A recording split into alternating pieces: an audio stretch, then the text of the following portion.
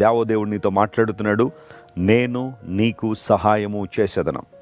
ఎంతమంది రిసీవ్ చేసుకోవడం సిద్ధంగా ఉన్నారు? ప్రామిస్. Praise the Lord. దేవుని సహాయం నువ్వు పొందుకోవాలి అంటే నువ్వు చేయాల్సిన పని ఏంటో తెలుసా? ముందు భయపడడం మానేయాలి.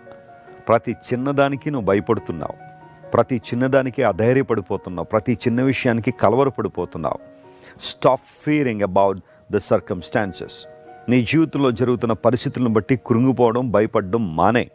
అప్పుడు దేవుని సహాయం స్పష్టంగా నీకు అందుతుంది.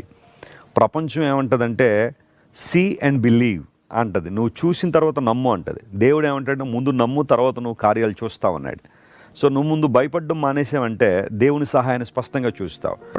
You are very safe in the hands of God. దేవుడు తన చేతుల్లో నేను చెక్కుకున్నాడని బైబిల్లో రాయబడింది. భయపడకము, నేను నీకు తోడై ఉన్నాను, నీకు సహాయం చేస్తానని చెప్పి దేవుని కుడి చేతిని ఏం చేశాడట? ఆయన పట్టుకున్నాడు.